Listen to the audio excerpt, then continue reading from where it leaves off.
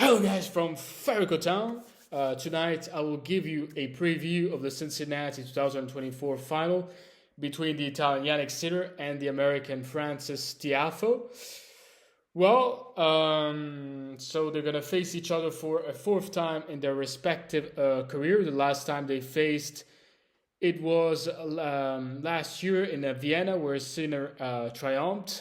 The only win in Tiafoe came in Vienna, but 2 years before, it was in 2021. That was a thrilling match that Francis Tiafoe won. Of course, Jannik Sinner is not the same player as he was 3 years ago. He evolved so much, he improved a lot. Tiafoe mainly stayed a bit the same. He didn't really improve. He didn't really evolve in his game. It's true that he was a former world number 10. He was a top 10 player in the past. Now he's a top 20 player, but he's always a very tricky opponent, in my opinion. He has such a dangerous game for anyone. He is very talented. This, no doubt. The only thing I don't like about Tiafoe is his attitude on court. He is a bit of a showman, maybe too much. But apart from that, the characteristic that you have to admire in Francis Tiafoe is his fighting spirit. We saw that in the match against Olga Rune, saving so many match points and even winning the match. That was incredible. And in my opinion, Jannik Sinner he's maybe not at his very best. I think he can play much better. Of course, with Zverev, he really brought his game to a whole other level. He brought his A game. The statistics, of course, is 3-1 in favor of Jannik Sinner. I think for me, Jannik Sinner is the favorite in this match. I will give him a huge advantage heading to this final. Jannik Sinner has more experience in playing these sorts of matches, these finals. I mean, let's not forget, he's world number 1.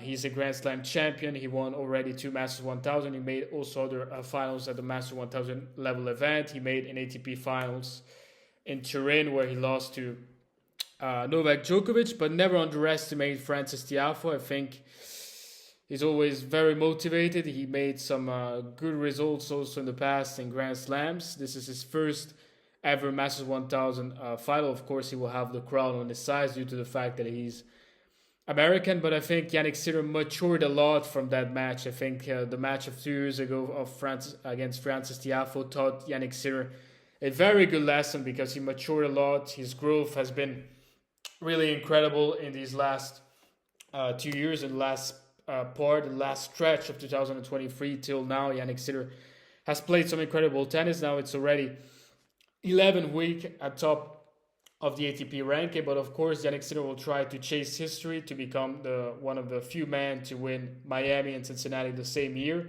Guys who have done that are Federer, Agassi, and so on. And it will be also important in terms of ranking points to at least for Sinner to be sure of being world number 1 until October, to arrive at least at 17 weeks at world number 1. He already surpassed Andy Roddick, but like that, he could surpass Daniil Medvedev in weeks at world number 1. But I hope it's going to be really an exciting match, a thrilling one. Of course, as an Italian, I'm going to root for Jannik Sinner. I hope he's going to clinch his third Masters 1000. Of course, it's not going to be easy, because Francis Tiafoe is a very good fighter. He fights until the last point, like his life depends on it. So we have to really be careful.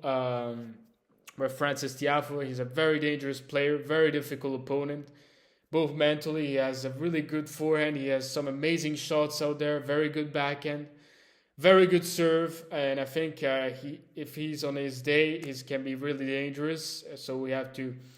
I mean, Jannik Sinner knows how to beat Tiafoe. He will know what to do to implement a good strategic plan, to implement a good strategy to defeat, once again, Francis Tiafoe.